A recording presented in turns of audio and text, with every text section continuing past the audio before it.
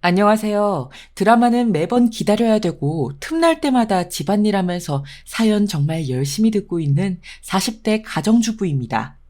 저희 남편이 대기업은 아니어도 꼬박꼬박 성실히 돈 벌고 또 저희 아이들도 사고 한 번 치지 않고 잘 자라주어서 돈 관리만은 철저하게 잘했다고 자부하는 주부입니다. 그거에 안주하지 않고 부동산이랑 주식 투자 공부도 열심히 하고 안정적인 장기 투자만 고집해오고 있습니다. 주변에서도 별탈이 없는 저희 집을 보며 부러워하기도 하고요. 그래서 사연 채널을 더욱 재밌게 듣고 있는지도 모르겠습니다. 그런 제가 이런 사연을 쓰게 될 줄은 꿈에도 몰랐지만요. 저희 아주버님은 남편과 비교될 만큼 잘난 분입니다. 잘났다기보다는 소위 똑똑한 엘리트 집단이죠. 회계사거든요. 돈도 잘 벌지만 그만큼 바쁘다는 저는 어떤 직업을 가졌든 다 존중합니다. 그 역할에 충실하면 어떤 직업이든 다 존중받아야 된다고 생각하고요. 하지만 저는 많이 벌고 가족과의 시간이 적은 것보다는 적지만 성실하고 안정적으로 살아가는 것을 매우 추구하는 사람입니다. 그래서 아주버님이 똑똑하고 돈 잘 벌고 해도 부럽지는 않습니다. 아주버님은 잘난 값을 하는 양반이시거든요. 그리고 그 잘난 아주버님의 아내인 우리 형님은 대학 교수입니다. 물론 국공립대학이 아니라서 언제 교체되고 또 사라질지 모르는 비인기 학과의 교수이지만 그래도 교수라는 타이틀 때문에 아무래도 저희 시어머니는 당연하게도 편애를 하셨죠. 이런 식으로 친구분들이랑 통화를 하시니까요. 그것도 굳이 저희 집에 놀러 오셔서 말이죠. 아우, 우리 형우가 잘난 만큼 장가도 잘 갔지. 교수잖아, 교수. 요즘 교수가 쉬운 줄 아나. 갈수록 아이들 수도 줄고 교수 자리도 별로 없는데 이럴 때 교수를 하고 있는 것 자체가 대단한 거라니까. 예, 말도 마. 우리 큰 새아가 대학 교수라서 학생들한테 스승의 날 선물도 받고 그런다니까. 그래, 그래. 그런 거 옆에서 보는 재미가 쏠쏠하긴 해. 아, 교수 며느리 보기가 어디 쉬운 줄 아나? 어머님, 통화하시는데 TV 소리 좀 줄여놓을게요. 편하게 통화하세요. 아니시면 방에 들어가실래요? 제가 애들 먹을 간식 좀 준비해야 돼서. 거실은 조금 시끄러울 수도 있어서요. 아니, 너는 꼭 내가 통화할 때 음식을 하겠다고 설치니? 그래. 하여간 못 배웠으면 눈치라도 있어야지. 너는 애가, 아휴, 참, 됐다. 내가 방에 가서 통화하마. 너처럼 눈치 없는 며느리를 둔 내가 움직여야지. 에휴. 방에 들어갈 테니 그 굴전도 같이 붙여라. 내가 아주 싱싱한 걸로 사왔으니까. 거기 비닐봉지 보이지? 아, 네, 어머님. 굴을 또 사오셨어요? 아이들이 좋아하겠네요. 굴전도 맛있게 부쳐볼게요. 방에서 편하게 통화하고 계세요. 그래서 말이야. 우리 아들이 다 잘난 덕분이지. 우리 아들이 회계사잖아. 그나저나 순이 너는 며느리가 어디 다닌다 그랬더라? 아니, 우리 형우는 회계사고 똑똑해서 교수 며느리를 얻었는데 형석인 고만고만한 회사 다니는데 며느리가 글쎄 애들도 다 컸구만 아직도 집에서 살림만 한다. 아우 나 참 염치도 없는 거 아니니? 내 며느리씨만 정말 방에 들어가서 통화하시나 싶었는데 문도 안 닫고 통화하시는 바람에 친구분에게 제가 가정주부라서 마음에 안 든다는 흉도 다 들리더라고요. 저는 듣기 싫어서 여느 때처럼 사연 채널을 틀어놓고 사연에 집중하면서 음식을 시작했습니다. 첫째 딸 서연이도 그렇고 아들 준서도 굴을 참 좋아하거든요. 그래도 손자 손녀들 사랑만은 넘치시는구나. 내가 참자 하면서 열심히 굴전을 부치기 시작했습니다. 사연을 들으면서 만드니 금방 계란볶음밥과 함께 맛있게 굴전이 다 완성되었습니다. 음식도 하면 할수록 이렇게 실력이 느는 것 같아요. 속도도 붙는 것 같고 점점 더 어렵지 않게 음식을 할 수 있게 될까요? 저의 자부심이라면 자부심인 것 같습니다. 그리고 굴전이 맛있게 부쳐졌는지 한 입 먼저 먹어보려는 순간 아, 아니, 너 미쳤니? 감히 큰 새아가가 먹을 굴전을 먼저 먹어? 이런 무식한 년, 하여간 식탐은 많아서 기가 찬다, 기가 차. 죽고 싶어? 이게 얼마나 비싼 굴인데? 촤! 어머님, 어떻게 저한테 그런 말씀을 하실 수가 있으세요?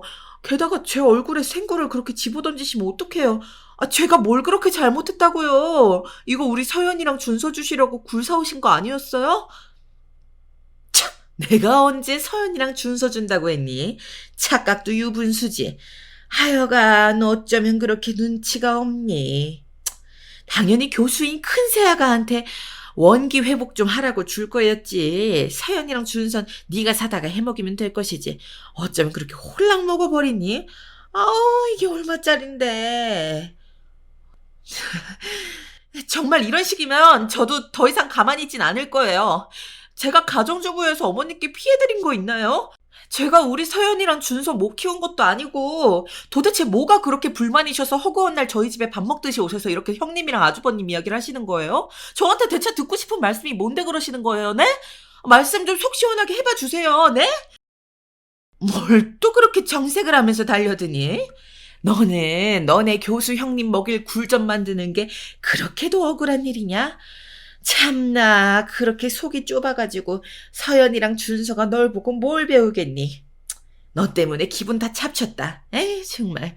그 굴전 정성스럽게 다 붙여서 우리 집으로 가져와라, 알겠냐?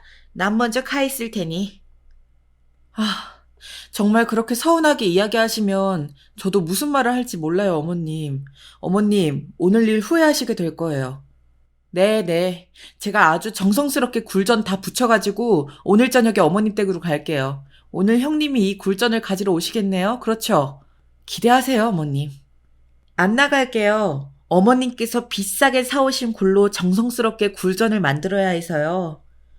아유, 어쩌면 그렇게 한마디를 앉으려고 하니? 굴전이나 제대로 부쳐와라. 나 간다고 나와볼 필요 없다. 이따 집에서 보자. 그러시면서 아주 문을 쾅 하고 닫으시면서 나가시더라고요.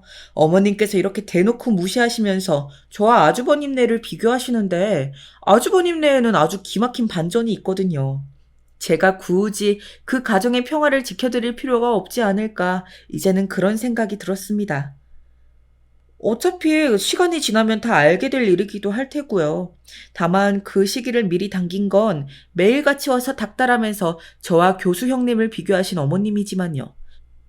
저는 다른 사연을 틀어서 열심히 들으면서 곧이어 시댁에서 펼쳐질 복수를 생각하면서 남은 생굴을 모두 굴전으로 붙였습니다. 그리고 아이들이 학교에서 돌아와서 볶음밥과 굴전 몇 개를 상에 차려주고 저는 시댁으로 출발했습니다. 출발 전에 갑자기 웬 굴전이냐면서 신나하는 서연이와 준서를 보며 할머니가 너희 먹으라고 사오신 거라고 말할 수 없는 제 상황이 뭔가 서글퍼지더라고요. 그래서 그냥 어디서 났어? 맛있게 먹어? 엄마 시댁에 다녀올게 하면서 길을 나섰습니다. 드디어 시댁에 도착했는데 마침 형님도 어머님 호출을 받고 막 도착한 것 같더라고요. 앞으로 터질 폭탄도 모른 채 해맑게 웃고 있는 형님을 보는데 참 만감이 교차하더라고요. 이건 뭐 형님을 위해서도 밝혀줘야 하는 일이니까 이 사단을 만든 건 시어머니니까 복수에 다시 집중하기로 했습니다. 동서 왔어. 아우, 오랜만에 보네. 내가 요즘 강의 준비 때문에 정신이 하나도 없어서 잘 지냈지? 동서가 나 먹을 굴 전해왔다고 들었어. 고마워. 맛있게 잘 먹을게. 동선 좋겠다. 시간이 많아서 나는 요리를 해 먹을 시간이 없는데 난 참 궁금해. 동서처럼 가정주부로 사는 인생은 어떨지. 어쩔 땐 일 안 해도 먹고 사는데 문제없는 동서가 참 부럽기도 하고 말이야. 아무튼 잘 먹을게. 어디 보자. 잘 붙여오긴 했니? 어쩌면 이렇게 못생기게나 붙였다니. 아이, 너는 집에서 살림만 한다는 애가 굴전 하나도 이렇게 못생기게 붙여서 어디다 써먹겠니? 아우, 굴이 비싼 굴이어서 망정이지. 얘 큰아가. 이게 생긴 건 이래도 내가 정말 비싸고 통통하고 신선한 굴을 골라서 사온 거니 안심하고 먹어라. 몸에 정말 좋을 거야. 요즘 많이 바쁠 텐데 체력 관리 잘 하고 우리 형우랑 같이 집에 가져가서 맛있게 먹어라. 아우, 네, 어머님, 감사해요. 절 위해 이렇게 손수 맛있는 굴을 사주시다니. 동서는 또 열심히 굴전을 부쳐오고, 저는 정말 복 받은 사람이네요. 네, 제가 집에 잘 가져가서 남편이랑 같이 맛있게 먹을게요. 덕분에 원기 회복 제대로 하겠어요, 어머님. 잘 챙겨주셔서 늘 감사드려요. 시어머니와 교수 형님이 눈앞에서 서로 그러고 있는 꼴을 보니 우리 준서랑 서연이한테 굴전을 많이 못 준 것도 생각나고 할머니가 사온 굴을 너희를 위해 사온 것이 아니라고 말할 수 없어서 대충 얼버무렸던 것이 생각나더라고요. 정말 화가 나고 열이 뻗쳐서 드디어 분위기를 반전시키고 시댁이 풍비박산날 소식을 말해버리고 말았습니다. 정말 제대로 작정하고 미친 듯이 웃으면서 말이죠. 형님! 지금 그렇게 굴전으로 아주버님 챙기실 때가 아니세요. 정말 모르시는 것 같아서 제가 안타까워서 말씀드려요. 그게 아주버님 지금 두 집 살림해요. 정말 모르셨어요? 어떡해요, 안타까워서. 너 그게 대체 무슨 말이냐? 뭐? 우리 형우가 두 집 살림이라니? 말도 안 되는 소리. 너 어디서 그런 헛소리를 듣고 와서 짓거리는 거야? 여기가 어디라고? 감히 너 그 말이 책임질 수도 없으면서 어디서 입을 함부로 놀리는 게야? 어? 뭐라고요? 그게 정말이라고? 말도 안 돼. 아닐 거야. 동서가 뭐 잘못 본 거겠죠. 저는 우리 남편 믿어요, 어머님. 그런데 그런 말을 하는 이유가 뭐야, 대체? 진짜 뭘 보기라도 한 거야? 제가 사진이라도 찍어와서 보여드려야 했었나 봐요. 이렇게 두 분 다 새까맣게 아무것도 모르고 아주버님이 그저 두 집 살림을 하지 않을 거라고만 앵무새처럼 말씀하시는 걸 보니 이렇게 순진하게 사셔서 이 험한 세상 어떻게 살아가시려고 그러세요들? 아주버님한테 직접 물어보세요. 아, 그러면 증거부터 없애고 아니라고 잡아떼겠죠? 그게 정말이야, 동서? 동서는 두 집 살림하고 있는 거 정말 확실하게 본 거야? 어떻게 그렇게 확신하지? 이게 만약 사실이면,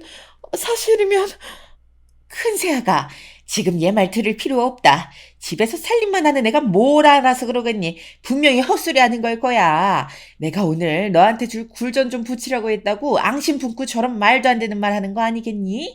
하여간 속도 밴댕이 콩만 해가지고 저 거짓말을 믿는 거 아니지, 큰새아가? 우리 형우는 그럴 애가 아니야. 정말. 믿어야 한다. 믿고 안 믿고는 형님 자유겠죠. 그런데 제가 증거까지 가지고 있는데 어떻게 하실 건가요, 어머님? 저를 이렇게 몰아가시면 속이 시원하세요? 참, 안 믿으려고 발악을 하실 줄은 알았는데 이 정도일 줄이야. 저는 근거 없는 말은 안 합니다. 가정주부라고 거짓말하는 거 아니죠. 오히려 거짓말은 교수나 회계사들이 더 잘할 수도 있겠죠. 왜 하는 일을 가지고 그렇게 못살게 구시는진 모르겠지만 저는 한치의 부끄럼도 없이 세상을 살았습니다. 부끄러운 짓을 하는 아주버님의 추악한 실태를 밝히려는 것뿐이에요. 형님도 아실 건 아셔야 하잖아요. 안 그래요? 동서, 그러면 증거가 있다는 거네. 내가 봐도 될까? 나 솔직히 지금 너무 떨려서 말도 잘 안 나와. 어떻게 그 인간이 날 배신하고 두 집 살림을 할 수 있는지 상상만 해도 치가 떨리는데 내 눈으로 그래도 봐야 믿겠어. 충분히 이해해요. 여기요, 사진. 처음 봤을 때는 정말 우연히 목격했는데 집으로 들어가는 걸 보고 두 집 살림인 것 같아서 의심이 간다고 무조건 그렇다고 할 수는 없잖아요.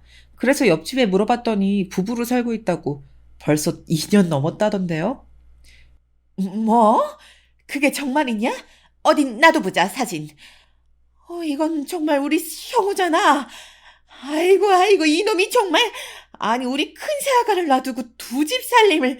이 녀석이 아주 지아버지 닮아가지고 여자 좋아한 건 알았지만, 아무리 그래도 지아버진 두 집 살림은 아닐 것만. 하, 확실하게 남편이 두 집 살림하는 게 맞는 거네요. 동석 고마워요. 어머님, 저 집에 가볼게요. 나오지 마세요. 진짜 이 인간이 정말, 어이가 없네. 그래요, 형님. 가서 아주버님이랑 하실 말씀 많으시겠죠. 저는 이혼 추천드립니다. 솔직히 아주버님 회계사라고 두 집 살림하는 게 용납되어야 하는 일은 아니잖아요. 저는 충분히 존중합니다. 형님이 그 어떤 선택을 하시든. 더 빨리 말씀 안 드린 게 죄송할 정도네요. 고마워요. 따로 동서한테 연락할게요. 그 사진 좀 나한테 보내줘요, 동서. 가서 남편이랑 바로 얘기하면서 단판 지어야겠어요. 내가 진짜 가만두나 봐라. 착착이가 어딨더라? 아니지, 큰 새아가. 이렇게 가면 어떡하니? 굴전은 이건 가져가. 아니다. 이 일은 어쩌면 좋담. 아니, 너는 이렇게 이혼을 하라고 말할 수가 있니? 너는 우리 형우랑 큰 새아가가 정말 이혼이라도 했으면 좋겠다는 거냐? 어떻게 그럴 수가 있어? 내가 굴전 좀 붙이라고 했다고 이런 걸 그렇게 말해버리면. 그러면 제가 이야기하지 말아야 될 이유가 뭐가 있을까요? 저는 어머님께 분명 말씀드렸잖아요. 이렇게 하시면 후회하실 거라고요. 저 오늘 준서랑 서연이한테 볶음밥에 굴전 조금 이렇게 상 차려서 주면서 정말 서운했어요. 제가 바보 같기도 하고. 굴은 우리 준서랑 서연이가 참 좋아하는 음식이에요. 굴 좋다고 신나서 먹는 아이들한테 이 굴은 너희 할머니가 너희 먹으라고 사오신 거라고 할 수도 없고 어쩔 줄 몰라서 대충 둘러댔네요, 어머님. 그렇게 편애하셔서 잘났다고 칭송하신 아주버님은 지독한 불륜을 2년 넘게 그것도 두 집 살림까지 차렸는데 이제 어쩌실 건가요? 너 하나 때문에 우리 집안이 풍비박산이 난 거니까 네가 해결해라. 솔직히 큰 새아가가 갔으니 하는 말이지만 남자가 뭐 바깥일 하다 보면 다른 사람하고 눈 맞을 수도 있는 거지.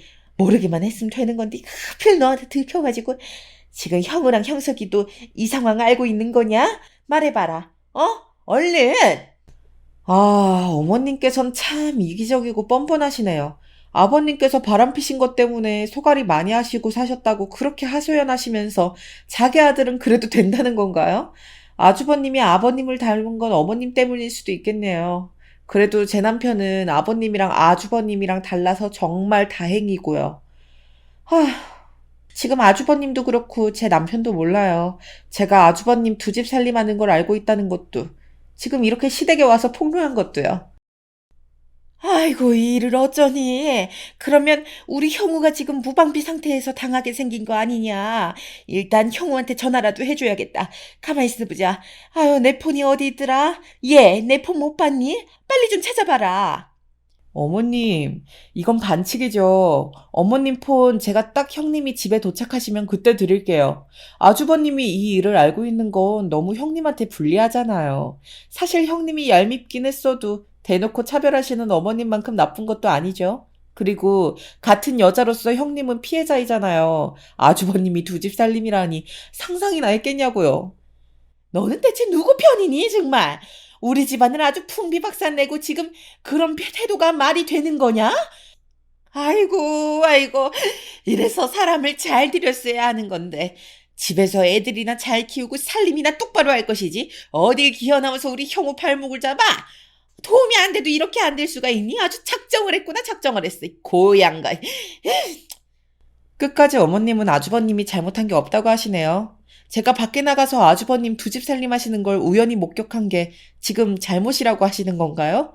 정말 어떻게 이런 생각을 하실 수가 있는 건지 진작 말씀드릴 걸 정말 너무 후회가 되네요. 이런 콩가루 집안 뭐가 잘났다고 괜히 지켜주려고 입 다물었는지. 아무튼 어머님, 저는 형님이 집에 도착한 뒤에 돌려드릴 거니까 괜히 힘 빼지 마세요. 저는 시어머니가 괜히 아주버님한테 통화를 해서 변명거리를 생각하거나 하게 놔둘 생각이 없었기에 시어머니 폰을 가지고 화장실에 들어가 형님이 도착했을 시간쯤까지 버텼습니다. 버티고 나와보니 시어머니가 정말 죽일 듯이 노려보시더라고요. 하지만 제가 잘못한 게 있나요? 바람나서 가족들 몰래 두 집 살림을 한 아주버님이 잘못이죠. 저는 시어머니에게 아주버님과 남편을 다르게 낳아주셔서 감사하단 말을 남기고 시댁에서 얼른 빠져나왔습니다. 그리고 퇴근한 남편에게 있었던 일에 대해서 전부 털어놓았죠. 남편은 정말 깜짝 놀라면서 아주버님이 그렇게 두 집 살림까지 하고 있을 줄은 몰랐다면서 놀랄만한 반전을 이야기하는 겁니다. 저도 거기서는 정말 예상도 못했던 일이라 너무 놀라 뒤로 넘어갈 뻔했습니다. 여보, 나 오늘 정말 큰일하고 왔어. 시댁에 다녀왔거든? 그런데 아주버님 일이라 아마 시댁이 지금 풍비박산이 났을 거야. 어머님한테 아직 연락받은 거 없어? 모르는 눈치네. 내가 다 설명해 줄게. 원래 여보한테 먼저 말했어야 했는데 뭐 좋은 일도 아니고 그랬는데. 결국 못 참고 터뜨려 버렸어. 무슨 일이길래 우리 여보가 이러실까, 어? 나는 아직 엄마한테 연락받은 건 없는데? 우리 형 관련 일이면 엄마가 나한테 말고 형한테 전화하기 바쁘지 않을까? 엄마한테 나는 못 믿어온 자식이니 잘난 형한테 얘기해서 해결하시겠지. 여보가 하려는 말이 뭔데? 오늘은 왜 시댁에 갔대 갑자기? 그게 어머님께서 갑자기 또 오후에 찾아오셔가지고는 비싸고 싱싱한 굴을 잔뜩 사오신 거야. 늘 하던 대로 교수 형님, 잘난 회계사 아주버님 자랑질 하시다가 나한테 굴전을 열심히 붙여보라고 하시더라. 난 우리 준서랑 서연이가 굴 좋아하니까 그래도 손녀 손자 사랑은 있으신가 보다 하고 좋은 마음으로 굴전을 부쳤거든. 그런데 나한테 굴을 왜 처먹냐고 교수 형님 줄 거라고 손대지 말라고 하시는 거야. 너무 열이 받아서 내가 비밀을 하나 폭로하고 왔어. 뭐? 아, 우리 엄마도 참 왜 이렇게 자꾸 우리 집에 와서 여보를 괴롭히는지. 내가 그러지 말라고 말씀드려도 내 말을 귀등으로도 안 들어주신다. 미안해, 여보. 오늘도 고생했네. 아니, 근데 우리 엄마가 정말 형수님 줄 굴전을 당신한테 붙이라고 하신 거야? 아, 내가 다 화난다. 정말 미안해. 내가 대신 사과할게. 아니야, 여보. 여보가 무슨 죄가 있다고. 사과는 필요 없어. 난 이미 시댁에 아주버님 비밀을 폭로하고 와서 복수를 했으니까. 아주버님이 사실 두 집 살림을 하고 있는 걸 내가 알아버렸거든. 우연히 봤는데 필요할 것 같아서 사진 찍어놨던 게 큰 도움이 됐지. 여보도 많이 놀랐지. 아, 참. 아버님이 젊었을 때 바람을 피셔서 어머니 힘드셨다고 그렇게 하소연을 하셨는데 아주버님도 똑같으실 줄이야. 여보한테 말하려다가 좋은 얘기가 아니라서 바로 하지 않았었어. 미안. 괜찮아, 여보. 우리 형이 바람피고 있는 거 사실 난 알고 있었어. 근데 아예 살림까지 차린 줄은 몰랐네. 그래서 난 형수님이 바람난 걸 그동안 얘기하지 않았던 거였거든. 어? 뭐? 세상에 그게 무슨 일이야? 그럼 지금 여보 말은 아주버님이랑 형님이 맞바람이라는 거야? 형님은 아주버님이 두 집 살림한다고 하니까 정말 몰랐던 눈치던데? 가서 따질 생각인 것 같았어. 그런데 알고 보니 본인도 떳떳하지 않으셨다? 와, 참나. 형님도 뻔뻔하시구만. 이거 완전 놀라운데? 나는 여보가 우리 형 바람 피는 거 알고 있었던 게 놀라워. 형수님 바람 피는 건 내가 굳이 형한테 말 안 했던 게 어차피 맞바람이라 피차 일반이라고 생각했거든. 그냥 똑같은 사람들끼리 결혼한 거니까 서로 그러고 살겠지 하고. 사실 우리 가족만 행복하면 되는 거지. 형이랑 형수님 일은 내 알 바 아니잖아. 상관하고 싶지도 않고. 뭐 굳이 내가 끼어들어서 집안 시끄럽게 하기 싫었던 것도 있고. 잠깐만. 이걸로 나 형님한테 거래를 할 수도 있겠는데? 아주버님한테 자기도 맞바람인 거 얘기하진 않을 거 아니야. 안 그래도 어머님께서 형님한테 쩔쩔매고 극진한 대우를 해주시는데 어머님한테 그냥 폭로해버릴까? 아, 어떡하지? 뭐가 가장 좋으려나? 여보 편한 대로 해. 난 우리 여보랑 애들만 있으면 돼. 우리가 행복하면 되는 거라. 그동안 우리 엄마가 여보 너무 많이 괴롭혔는데 형수님 불륜 사실을 우리 엄마한테 얘기하면 이제 괴롭힘의 대상이 형수님이 될 수도 있겠네. 그렇지? 아, 어떻게 하는 게 제일 좋으려나? 생각 좀 해봐야겠어. 아니, 근데 여보는 어떻게 안 거야? 형님이 불륜이라는 거. 아, 너무 충격인데? 잠시만, 얼른 이야기해봐. 너무 궁금하니까. 형수님 불륜 상대가 사실 우리 회사 사람이거든. 알고 싶지는 않았는데 우리 회사 앞에서 형수님이랑 같이 팔짱 끼고 뒷골목으로 쭉 들어가서 모텔 들어가는 걸 우연히 봐버렸지 뭐야. 그게 하루 이틀이 아니어서 여보처럼 사진을 찍어두진 못했지만 발뺌하지는 못할 거야. 형수님이랑 바람난 사람이 나랑 같은 회사 사람인지 형수님은 모르시는 것 같았거든. 어쩌면 이런 우연이 두 번이나 겹쳤을까? 그동안 착하게 참고 살아온 보상을 받는 걸까? 여보, 나 너무 설렌다. 이 기회를 어떻게 써먹을지. 여보도 나한테 말을 안 했던 게 나도 이해가 가. 좋은 일은 아니니까 아무래도 꺼내기 어려운 이야기지. 이렇게 말할 수 있게 돼서 다행이다. 그나저나 정말 맞바람일 줄은 상상도 못했는데 지금보다 더 풍비박산 나겠어, 시댁이. 특히 어머님이 골머리 앓으시겠어. 이제 친구분들한테 자랑도 못 하시겠네. 아, 왜 이리 벌써부터 통쾌하지? 형이랑 형수 모두 자업자득이지 뭐. 우리 엄마도 마찬가지고. 그저 직업만 보고 사람을 평가하고 차별하고 나한테만 그러는 게 아니라 우리 여보한테도 그러고 늘 미안했어. 이번 기회에 엄마한테 다 말씀드려버리자. 남편이 알고 있는 비밀도 충격적이었습니다. 맞바람이었다니요. 남편도 저와 같은 생각으로 그동안 말을 못했던 게 너무나 이해되었고 제가 편한 대로 하고 싶은 대로 시댁에 다 폭로해도 된다고 응원해주는 남편이 참 든든하고 고마웠습니다. 그래서 이 기회를 어떻게 하면 가장 잘 써먹을 수 있을지 고민을 하다가 무릎을 탁 치게 되었죠. 아주 좋은 아이디어가 떠올랐거든요. 우선 교수 형님에게 몇 가지 더 정보를 줄 게 있다고 하면서 다음날 만나자고 연락했습니다. 시어머니에게 이 사실을 오픈하기 전에 기왕이면 교수 형님에게도 좋은 약속을 받아내면 일석이조 아니겠어요? 그리고 사진도 아직 없는 상황이라 시어머니가 교수 형님을 들들 볶을 만한 확실한 증거를 만들어주는 것이 필요하다고 생각했습니다. 그래서 다음날 교수 형님과 만나 나눌 대화 내용을 녹음해서 시어머니에게 들려줄 계획을 세웠죠. 카페에서 교수 형님이 오기 전에 자리를 잡고 녹음 버튼을 누를 준비만 하고 있었습니다. 어느덧 문을 열고 다크서클이 축 처진 얼굴을 한 교수 형님이 들어오더라고요. 형님, 상심이 크시겠어요. 어제 아주버님하고 이야기는 어떻게 나누셨어요? 형님을 생각하니까 도저히 말씀을 안 드릴 수가 없어서 조금 더 일찍 말씀드리지 못해서 죄송했어요, 형님. 요즘 세상에 두 집 살림이라니 정말 너무하잖아요, 아주버님이. 동서, 걱정해줘서 고마워. 설마하니 정말 두 집 살림을 하고 있을 줄은 몰랐는데 너무 그 충격이 커. 남편이 바람기가 아예 없을 거라고 생각한 건 아니었지만 아예 살림을 차린 건 또 다른 문제잖아. 어제 대판 싸웠지. 정말 2년 넘었더라고. 고마워. 동서 아니었으면 정말 몰랐을 거야. 그런데요, 형님께서도 떳떳한 입장은 아니시던데요. 저도 알고 싶지 않았는데 참 저희 남편이 형님 바람피는 현장에 있었더라고요.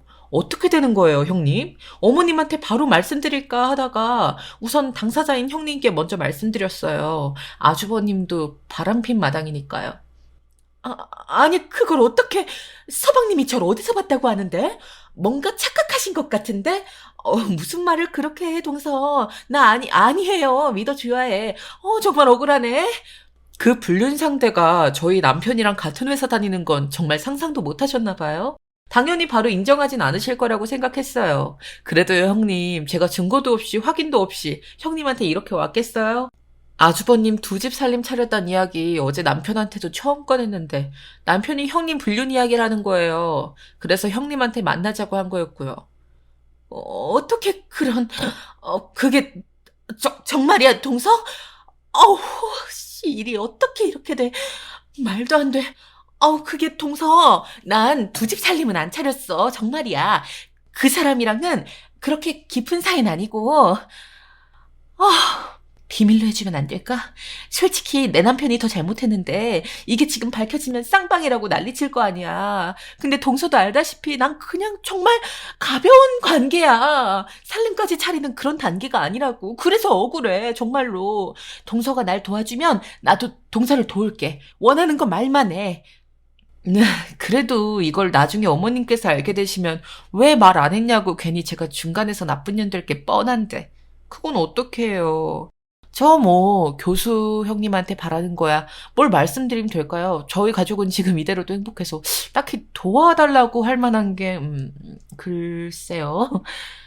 에이, 동서. 그러지 말고 잘 생각해봐. 보석 좋아하나? 아니면 백? 그래, 돈으로 줄게, 돈. 돈으로 맛있는 것도 먹고 좋은 옷도 사 입고 하는 거야. 내 분류만 덮어주면 동서가 원하는 그 이상으로 내가 줄 수 있어. 어때? 500 줄게, 500. 500만 원이면 적지 않잖아. 동서가 아르바이트를 2달 넘게 해도 벌기 힘든 돈인 건 잘 알지? 나 동서만 믿을게. 지금 입금하면 될까? 아이, 참, 형님도 돈으로 다 이렇게.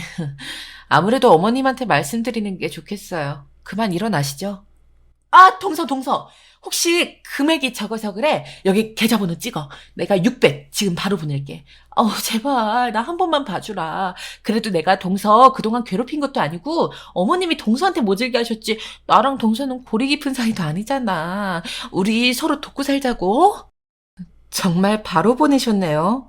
알겠어요. 그런데 아주버님이랑은 어떻게 하시려고 그러세요? 이렇게 맞바람이라고 소문이라도 나면... 맞바람이라는 건 동서랑 서방님 입만 다물어주면 문제없지. 아무도 모를 거야. 나도 좀 더 조심할게. 그러니까 제발 약속해줘. 내가 돈도 보내줬잖아. 저는 녹음 중지 버튼을 누르고 고개를 끄덕이며 형님과 함께 카페를 나왔습니다. 자백하는 녹음 파일만큼 완벽한 증거가 또 있을까요? 생각지도 못한 꽁돈까지 생겼네요. 이 돈으로 고생하는 남편과 애들이랑 짧게 3박 4일로 해외여행이라도 다녀와야겠습니다. 교수 형님은 고의가 아니었던 건지 아니면 자신이 저를 은근히 개무시했던 걸 잊어버리고 싶었던 건지 저와의 사이가 나쁘지 않았지 않았냐 하면서 입을 다물어 줄 것을 요구하더라고요. 돈도 주겠다면서 말이죠. 그렇게 쉽게 600만 원을 주다니 회계사인 아주버님에게 두 집 살림을 빌미로 얼마나 뜯어내려고 하시려는 건진 모르겠지만요. 어찌되었든 저의 목표는 시댁 식구들 모두 자신의 죄 때문에 후회하는 것이기 때문에 이 녹음 파일을 들려드리려고 시어머니에게 달려갔습니다. 여기가 어디라고 들어와? 썩 꺼져라. 꼴도 보기 싫다 지금. 너 때문에 집안 꼴 풍비박산 난 거 안 보이냐? 염치도 없이. 어머님, 지금 저 내치시면 후회하실 텐데 괜찮으시겠어요? 제가 아주버님만 잘못하신 게 아니란 증거를 들고 왔다면 어떻게 하시겠어요? 뭐? 그게 무슨 말이냐? 엉뚱한 소리 하는 거면 집어치우고 증거가 있으면 증거부터 보여주든가. 어제 우리 형우가 두 집 살림한다는 사진을 찍어온 것처럼 그런 증거가 있는 거냐? 방금 형님이랑 근처 카페에서 대화한 내용을 녹음한 파일이에요. 지금 들려드리죠. 듣고 직접 판단하세요. 하고 싶은 말씀이 굉장히 많아지실 것 같네요. 자, 녹음 파일 틀어드릴게요. 시어머니는 녹음 파일을 들으며 얼굴이 울그락불그락 변하더니 쌍욕을 하시면서 맞바람이었다니 맞바람이었어. 감히 교수면 다야 교수면 아이고 뒷골이야 이러시면서 아주 가관이시더라고요. 그러면서 아주 결의에 찬 눈빛으로 지금 당장 큰 새아가를 불러다가 조져야겠다고 하시더라고요. 저는 빠져드리겠다면서 저희 집으로 왔습니다. 녹음 파일을 시어머니한테 넘기진 않았어요. 아주버님한테 이 녹음 파일이 저한테 있다는 이야기가 들어가면 어차피 아주버님은 절 찾아올 테니까요. 그래도 교수 형님이 일하는 대학교에 가서 이 녹음 파일을 푸는 일은 안 했으니까. 저는 딱 시댁 식구들만 서로 각자 쌓아온 죄에 대해서 열심히 토론을 하든 물어뜯든 하면서 바쁘게 지냈으면 좋겠거든요. 제가 선은 지켰다고 생각합니다. 그래도 사람이 먹고 살긴 해야 되니까요. 그렇게 교수 형님 일자리까지 뺏으면 제가 좀 괜한 죄책감이 시달릴 수도 있을 테고요. 재수씨, 얼른 증거 넘겨줘요. 엄마한테 다 듣고 왔다고요. 도대체 나한테 불륜 증거 안 넘기는 이유가 뭐예요? 나만 바람핀 거 아니잖아요. 이건 쌍방이라 무조건 입증해야 된다고요. 게다가 뭐 불륜 상대가 형석이 회사 사람이라고요? 누군데요? 누구야 대체? 아주버님, 이러셔도 소용없어요. 그 잘 나가는 회계사님이신데 그 정도 증거는 스스로 확보하실 수 있잖아요. 물론 제가 달라고 한 건 아니지만 교수인 형님께서는 소정의 돈까지 쥐어주시면서 비밀을 함구해달라고 하셨단 말이에요. 아무것도 제시하지 않는 아주버님한테 제가 왜 증거를 드려야 할까요? 그리고 저희 남편한테 계속 연락해서 괴롭히지 좀 마세요. 그 증거 남편한테 없으니까요. 아니요, 얼마면 되는데요? 그 사람이 한 1,000은 찔려줬어요? 나 회계사예요, 회계사. 지금 회계사한테 그런 일로 돈을 요구해요? 가족끼리 좀 돕고 살아야죠. 이렇게 팍팍하게 굴 거예요? 재수씨, 잘 생각하세요. 아주버님, 뭔가 대단히 착각하고 계시는 것 같은데 저는 달라고 한 적 없어요. 그리고 증거를 드려야 할 의무도 없고요. 가족의 의무를 저버리시고 부부의 의무를 저버리신 건 저랑 제 남편이 아니라 아주버님이랑 형님이시잖아요. 두 분이서 알아서 해결하세요. 그럼 이만. 결국 아주버님은 저에게 증거 파일을 달라고 요구하셨고 교수 형님이 그래도 돈까지 준 마당에 증거는 줄 수 없다고 알아서 찾으시라고 그 잘난 회계사시면서 그런 건 충분히 확보하실 수 있을 거라고 생각한다며 도와주지 않았습니다.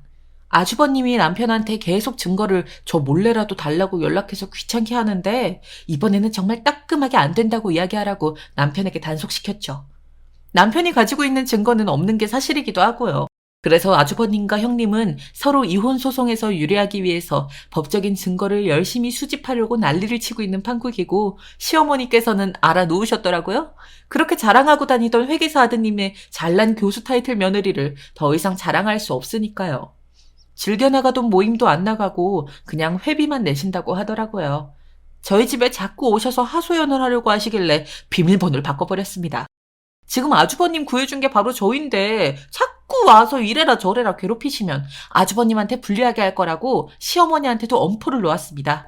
상황이 이렇게 되니 저를 그렇게 괴롭혔던 시어머니도 비밀번호를 바꿔도 못 오시게 해도 아무 말씀 못 하시더라고요.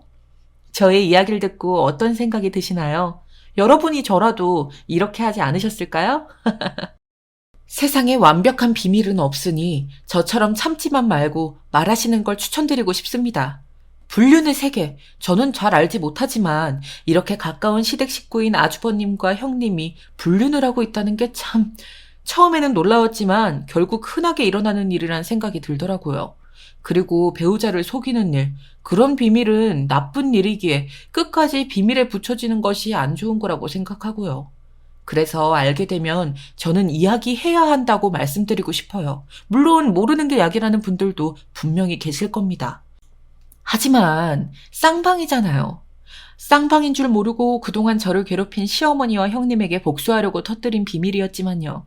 저는 어떻게 보면 운이 좋았던 케이스일지도 모릅니다. 그런데 제가 만약 굴전 때문에 어머님이 저한테 막말을 하지 않으셨고 그냥 참고 넘어갔다면 아마 끝까지 형님의 불륜 사실은 모른 채 넘어갈 수도 있었을지 모르죠. 그래서 참지 말고 말하자고 말하고 싶습니다. 우리는 사실 혼자 살아가지 않고 어떻게든 사람들 속에서 관계를 맺으며 살아가잖아요. 사람이 모두 사회적 동물이기 때문이겠죠. 그렇기에 소통은 우리의 삶의 핵심입니다. 그렇기 때문에 우리는 자신의 생각과 감정을 표현하고 다른 사람들과 소통할 필요가 있습니다. 그게 나쁜 비밀이고 상처가 되는 비밀이라도 말이죠. 그 비밀로 인해 누군가가 피해를 보고 있다면 외면하는 것보다는 알려주는 것이, 진실을 말해주는 것이 정의가 아닐까요? 그러나 때로는 우리가 무엇을 말해야 할지, 어떻게 말해야 할지 망설이는 경우가 종종 생깁니다. 저와 남편이 딱 그랬으니까요. 저도 남편에게 아주버님의 불륜 사실을 이야기하지 못했고 남편도 형님의 불륜 사실을 목격하고도 아내인 저에게 말하지 못했습니다. 괜히 좋지 않은 이야기 입에 올려서 속 시끄럽게 하던 게 아닐까 그런 생각 때문이었죠. 배려일 수도 있지만 저는 그럴 때는 참지 말고 말하는 것이 중요하다고 다시 한번 말씀드리고 싶네요.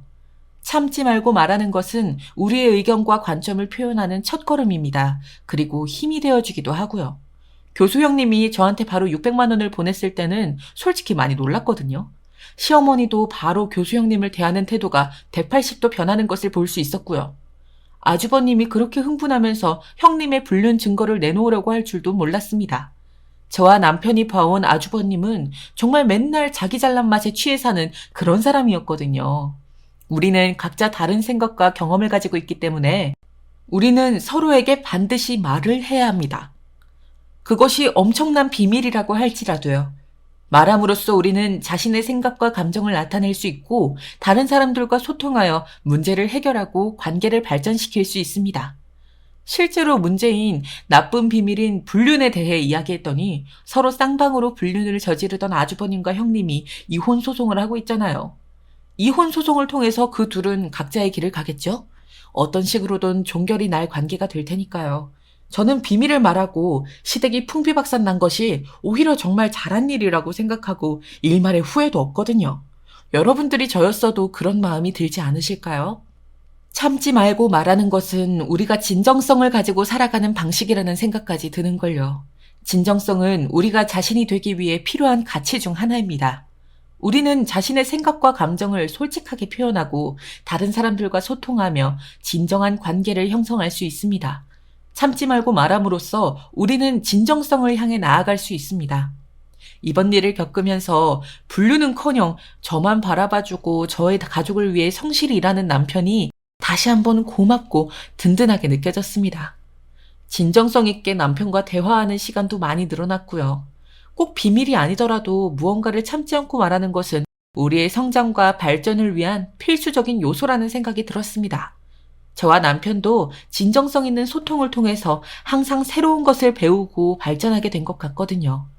여러분들과 저는 그렇기에 더더욱 주변의 눈치 때문에 참지 말고 우리의 의견과 생각을 표현해야 합니다. 참지 말고 말함으로써 우리는 더 발전하고 문제를 해결하며 성장할 수 있으니까요. 이 일을 사연으로 보내게 된 건 이번 일을 통해 제가 더더욱 저의 자기 존중감이 높아졌다는 것을 알았기 때문입니다. 가정주부라고 해서 평범한 회사에 다닌다고 해서 열심히 역할을 다하지 않는 것이 아니잖아요. 오히려 더 치열하게 살아가고 있는 사람들일 수도 있는 거고요. 저는 직업만 가지고 그 사람의 가치를 평가하는 것이 정말 잘못되었다고 생각합니다. 그에 맞는 대우를 해줘야 한다는 것도 편견이라고 생각하고요. 시댁에서 시어머니에게나 형님, 그리고 아주버님에게 자꾸 그런 무시를 당하다 보니 저도 모르게 쪼그라들며 살았던 것도 같더라고요. 저를 인정해주고 제가 당당하고 저를 소중히 여기면 그런 말들을 흔들리지 않을 수 있다는 걸 알고 있음에도요. 이래서 주변 환경이 정말 중요하다는 것도 또 한 번 느끼게 되는 계기가 되었습니다. 그래서 그런 말들을 하는 시어머니를 우리 준서랑 서연이한테서 조금 멀리 떨어뜨려 놓는 게 필요할 것 같다고 생각했고요. 명절이나 제사 때에만 만나도 충분하지 않나. 그동안 가정주부란 이유로 여기저기 불려가고 자꾸 시어머니가 찾아오셔서 하소연하시는 걸 참고 묵묵히 살았던 게 이제는 그러지 않아도 된다고 확신을 가지게 되더라고요. 여러분들께서는 어떻게 생각하시나요? 저처럼 여러분들께서도 여러분들을 먼저 스스로 인정해주고 주변에서 여러분들을 깎아내리거나 비교하는 이야기로 괴롭힌다면 저의 사연을 기억해 주셨으면 좋겠습니다. 그런 사람들은 불륜이나 다른 것들로 구린 데가 있을 수 있는 거거든요.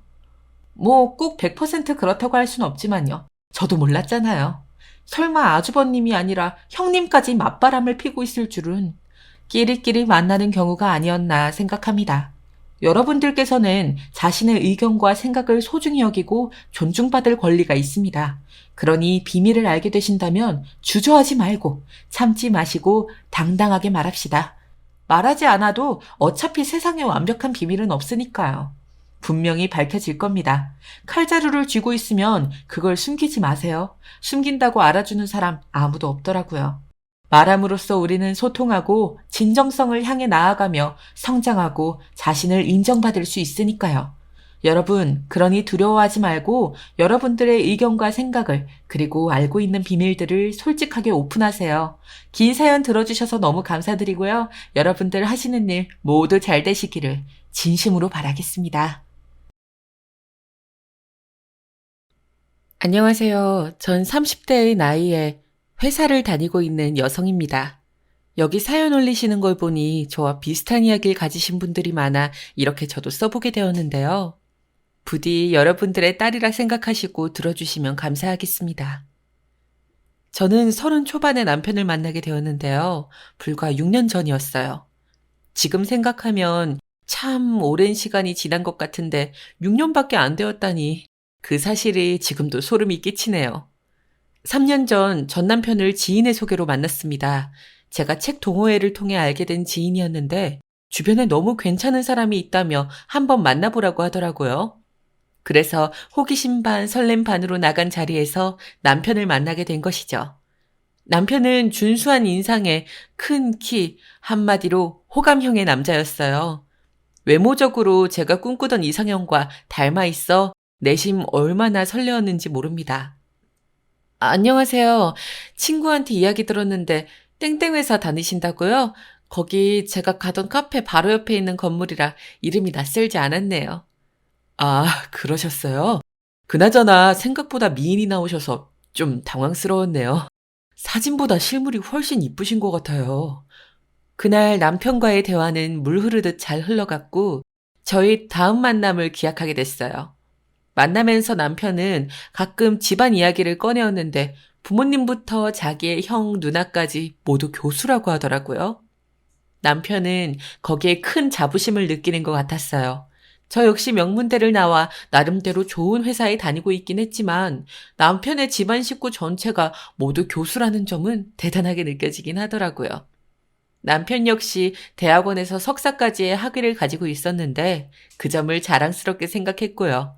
다만 가끔은 어느 화제가 올라올 때마다 내가 그런 건 또 전문이지 우리 집이 다 똑똑하잖아 라는 식으로 덧붙이는 면이 있어 그 부분이 조금 거슬리긴 했네요. 남편과 1년 정도 연애를 하다 결혼을 결심하고 만나본 시부모님에게선 역시 우아하시고 공부를 많이 하신 듯한 학자 느낌이 많이 풍기셨어요. 제가 흔히 대학교 때 존경하던 교수님들을 떠오르게 하는 인상이었죠. 오자마자 저를 크게 환대해 주셨는데 차린 건 별로 없지만 먹어보라며 준비하신 상차림부터 어디 하나 빠질 것 없는 정성스러운 상차림이었어요. 하지만 긴장이 되는 건 대화를 나누면서부터였는데요. 이때 시부모님은 제가 나온 대학교부터 시작해서 상식적인 질문을 많이 하셨는데 약간의 테스트 같은 느낌이 강했어요. 그런 거 있잖아요. 저의 학식이 어느 정도 되는지 알아보고자 하는 거요. 각종 경제 뉴스나 정치 뉴스 같은 것들을 이야기하시면서 제게도 이런 용어들을 아냐고 여쭤보시더라고요. 사실 직장 생활하면서 틈틈이 뉴스들을 읽긴 하지만 낯선 경제 용어들은 어려웠기에 모르는 건 모른다고 솔직하게 말씀드렸어요. 그랬더니 약간 실망한 기색을 보이시면서 웃어 보이시더라고요. 어쩐지 대화가 끝나고 나선 저도 약간은 찜찜한 기분이었답니다. 모를 수도 있죠. 아, 그런데 우리 연희 양이 그 대학교를 나온다 해서 이 정도는 아는 줄 알았지. 이런 용어들은 상식적인 거니까 알아두면 좋아요. 자기 개발에도 좋고, 여자도 이젠 공부를 해야 하는 시대거든. 아, 네요. 그럼요, 어머님. 제가 경제 관련 부분은 잘 알지 못했네요. 저도 재테크에 관심이 많으니 앞으로는 열심히 공부해야겠어요. 식사 자리가 끝나고 내가 혹시 뭔가를 잘못했을까 곱씹고 있는 저를 향해 남편은 너털 웃음을 보이며 그냥 부모님께서 지나치듯 한 말이라며 너무 과민 반응하지 말라고 하더라고요. 그래서 저 역시 그러려니 하고 넘기게 되었답니다. 그리고 바로 상견례 자리가 이어졌는데요. 상견례 자리에서도 시어머니는 조금 유별난 태도를 보이셨답니다. 바로 저희 친정엄마와 아빠의 학력을 물어보신 거예요. 정말 지나치듯 한 말 같았지만 그 말을 들은 친정 부모님은 조금 놀란 기색을 보이셨어요. 상견례 자리에선 사실 그런 질문들을 하지 않잖아요. 그런데도 시어머니는 너무 당연하단 듯이 저희 엄마에게 서울에 있는 대학을 나오셨겠죠? 하고 물으시더라고요. 사실 저희 친정엄마는 집안 형편으로 인해 대학을 진학하지 못하시고 중학교까지 나오셨는데요. 엄마에겐 사정이 있었습니다. 친정엄마께서 애써 당황한 기색을 감추시고 저는 집에서 여자이고 또 장녀라 동생들 공부를 시켜야 했어요. 그러다 보니 중학교 졸업하고 바로 공장부터 다녔네요. 저도 더 공부를 더 하지 못한 게 지금 생각하면 조금 아쉬워요. 하고 좋게 말씀드렸어요. 그런데 이 말에 시어머니는 꽤나 당황한 얼굴로 아니 중졸이요? 세상에 제 주변엔 별로 없는 일이라 좀 신기하네요. 아 나쁜 뜻은 아니에요 라고 하시더라고요. 그 자리에 있던 제가 다 민망해져 얼굴이 붉어진 순간이었습니다. 저희 엄마가 중졸이라는 게 부끄러웠던 게 아니라 이런 상황을 만드신 시어머니와 얼어붙은 분위기에 당황스러웠던 거죠. 친정아버지인 상견례 자리가 끝나고 나오자마자 이 일을 두고 너희 시어머니 독특하신 분 같다고 돌려 말하셨는데 어쩐지 기분이 나빠 보이셨어요. 저도 쉽사리 그 사건을 떨쳐낼 수 없었습니다. 결혼식을 하고 신혼여행까지 다녀왔지만 시어머니 행동이 그로부터 더 과해지고 심해졌기 때문이에요. 저희 신혼집은 시댁에서 멀지 않은 곳에 있었는데요. 그 이유는 남편의 직장 때문이었어요. 당시 남편이 다니는 직장이 시댁과 가까워 겸사겸사 가까운 곳에 자리 잡게 된 것이었죠. 처음엔 시어머니와 달리 다른 분들은 모두 괜찮으신 분 같았기에 걱정을 안 하려고 애썼어요. 그런데 명절날 갈 때마다 시댁 식구 몇몇에 이상한 점이 하나씩 보이기 시작했어요.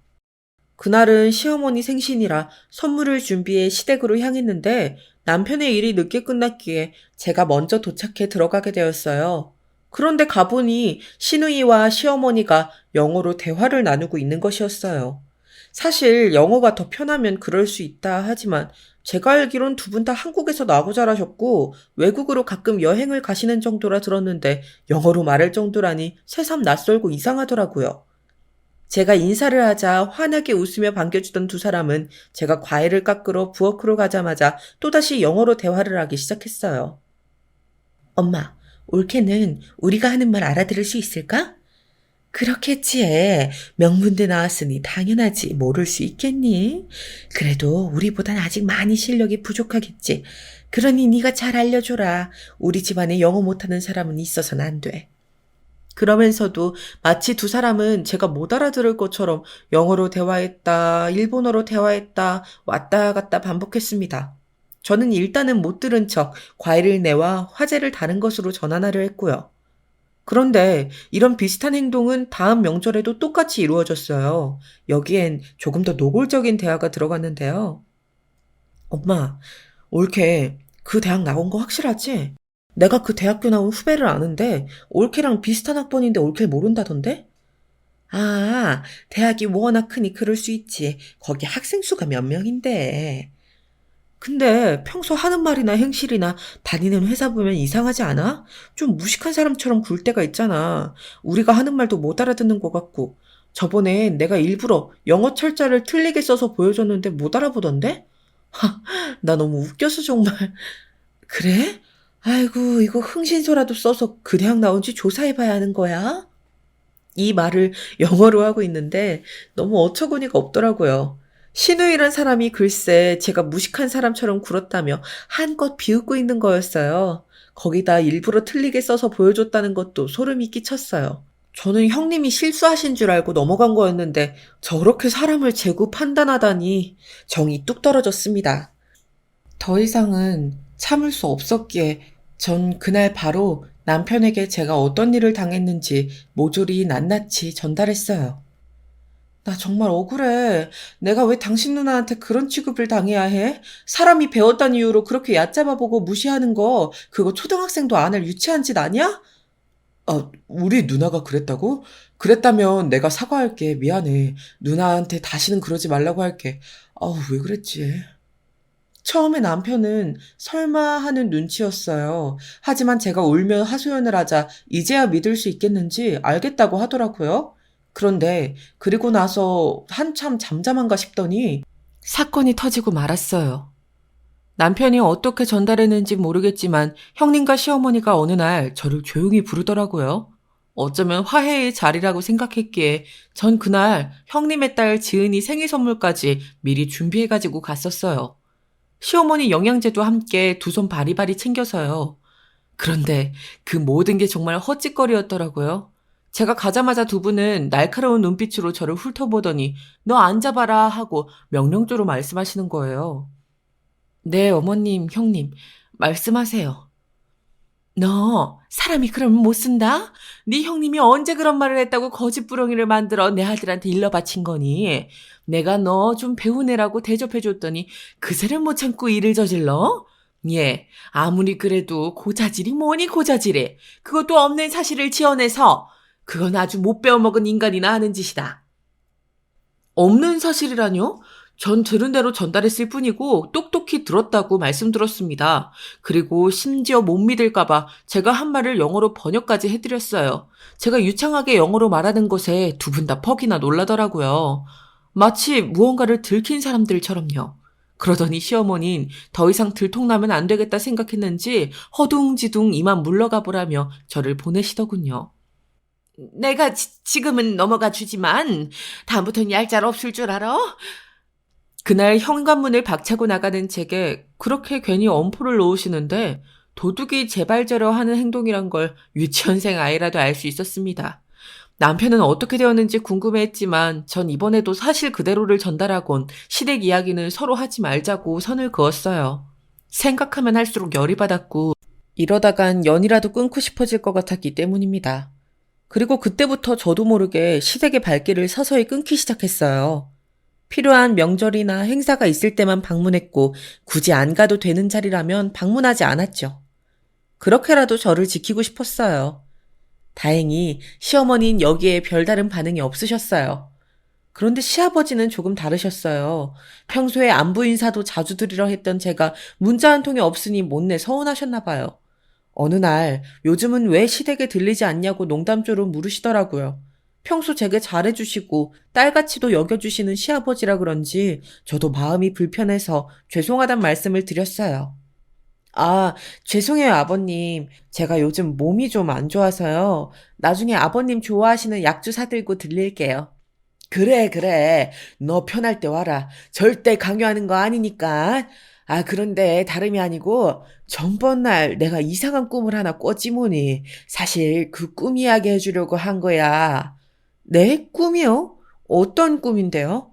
시아버지는 평소 꿈 자체를 잘 안 꾸시는 분인데 전번 날 꿈을 꾸셨다면서 내용을 말씀하셨어요. 어여쁜 백조가 호숫가에 앉아 먹이를 먹고 있는 꿈인데 길조가 느껴지는 꿈이었다고 깨고 나서도 무척 기분이 좋았다고 하시더라고요. 그리고 왜인진 모르겠지만 제가 생각이 났다고 하더라고요. 제게 좋은 일이 생길 것 같다고 하시는데 그 말이 정말 놀랍게도 들어맞았습니다. 왜냐하면 제가 바로 임신을 했기 때문이에요. 생리주기가 끊겨 이상한 느낌의 산부인과를 찾았더니 임신이란 사실을 알게 되었고 그 순간 너무 기뻐 남편에게 바로 전화를 했습니다. 남편 역시 사실이냐며 무척이나 좋아하더군요. 사실 저희는 결혼 후 바로 아이를 가질 생각이었기에 꽤나 노력을 하고 있었는데 그 노력이 결실을 맺은 것이나 다름없었답니다. 제가 아이를 갖자마자 저희 친정에서도 무척 기뻐하셨고 아버지께서는 먹고 싶은 거 먹으라며 용돈까지 보내주셨어요. 시댁에서도 어쨌거나 며느리가 임신을 했으니 경사라 생각했는지 시어머니에게서 전화가 오더라고요. 시어머니의 말투는 조금 뻣뻣하고 어색한 듯 했지만 축하한다는 말을 더듬더듬 전하시며 지난 일은 잊자는 말씀까지 하셨어요. 솔직히 잊혀질 일인진 모르겠지만 시어머니께서 먼저 그렇게 사과를 하셨으니 저도 넘어갈 부분은 넘기자 싶어 그러겠다고 하곤 정중히 전화를 끊었습니다. 그렇게 소중히 품은 아이를 출산하고 난 후 저는 이제 좋은 일만 있을 거라 생각하며 육아에 전념하고 있었는데요. 제 결혼 생활의 난관은 여기서부터 시작이 되더라고요. 바로 남편이 회사에서 잘린 것이었습니다. 남편이 회사에서 중요한 프로젝트에 큰 실수를 하게 되어 권고사직을 받게 되었고 그러면서 실업자가 되고 만 것이었죠. 남편은 이 일로 크게 상심했고 이직할 의지마저 잃은 것 같았습니다. 그리고 술을 마시기 시작했어요. 생전 술을 안 마시던 사람이 폭주하는 기관차 마냥 미친 듯이 들이키더라고요. 그러다 제가 몸 상한다고 말릴라 치면 더 거센 힘으로 제 손목을 잡아채서 무섭기도 했습니다. 더군다나 아이가 있는 앞에서도 그러니 식은땀이 흐를 정도였어요. 여보, 이러다 몸 축나. 별일 아닌데 왜 그렇게 실망하고 힘들어해. 회사야 다시 들어가면 되지. 당신 나이에 못할 일이 뭐가 있어. 거기다 우리 아이도 있는데 아이 봐서라도 힘내야지. 잔소리 좀 집어치워. 아주 듣기 싫어 죽겠다고. 너 왜 이렇게 짹짹거리냐? 남편은 지금까지 실패라곤 경험해 본 적 없는 사람인지라 이 일이 더 충격적인 것 같았어요.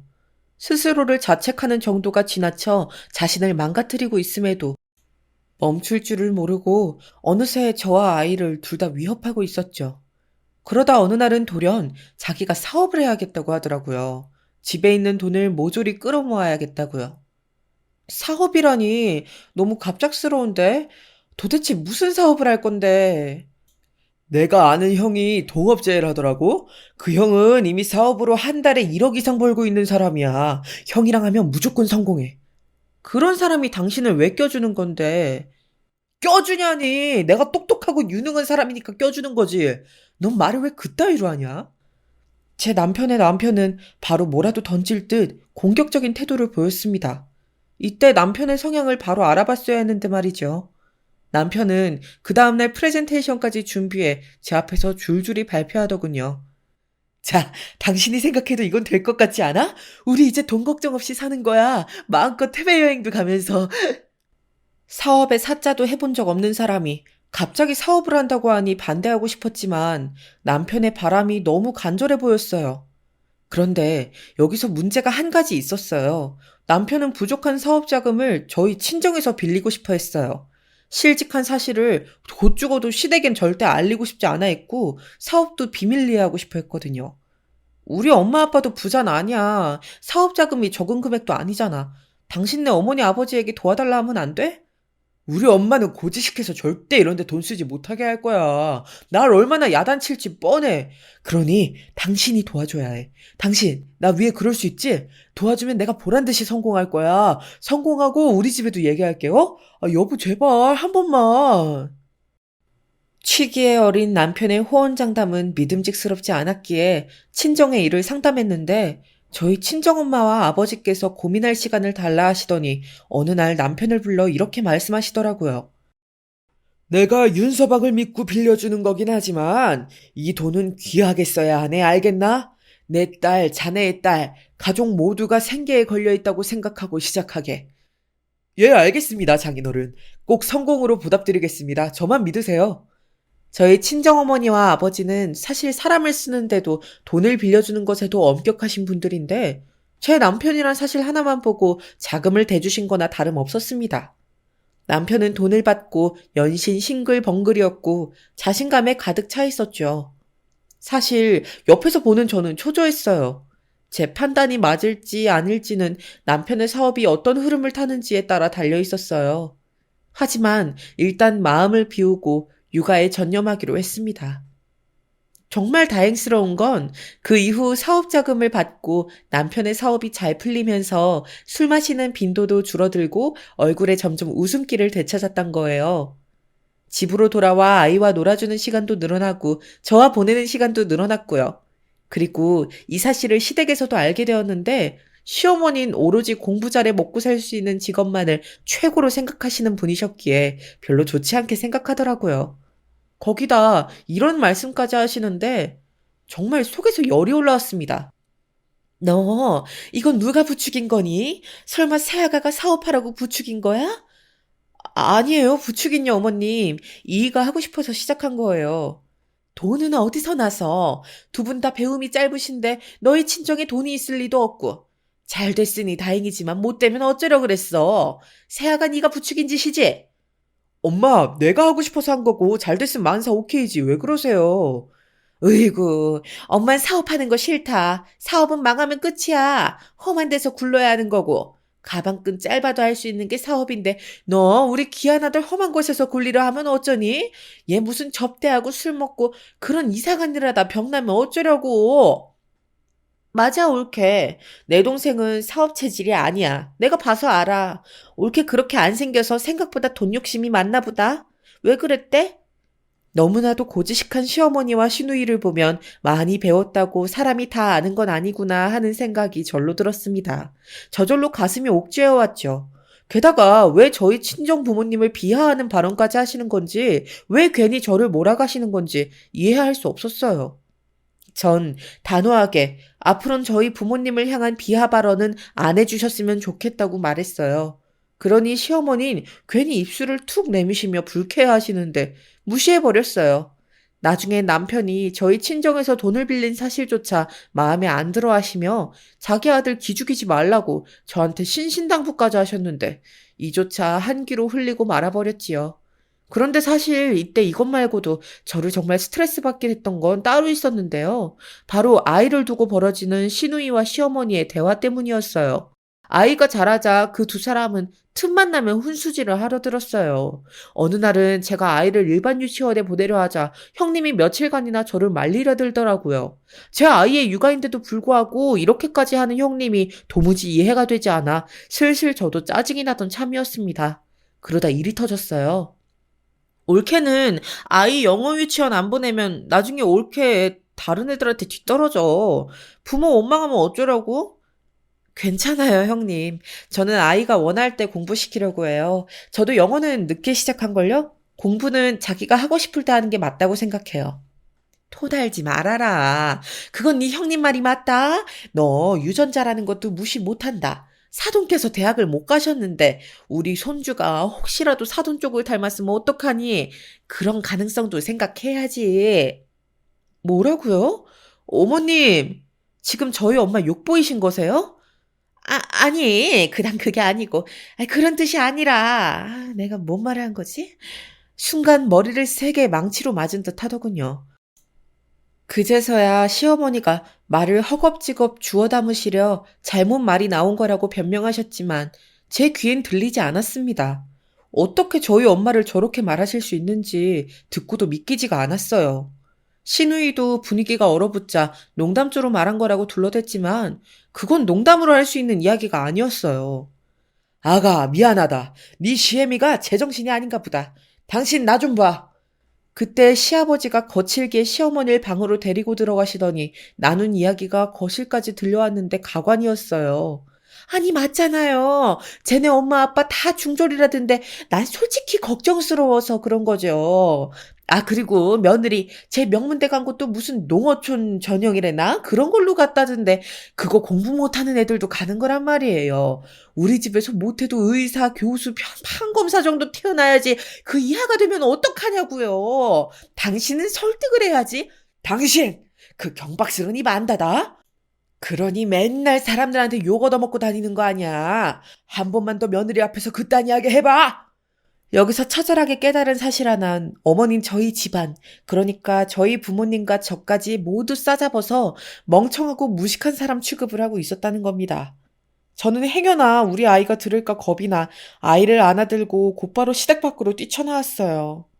남편이 저를 붙잡으러 나왔지만 남편 얼굴조차 꼴도 보기 싫더라고요.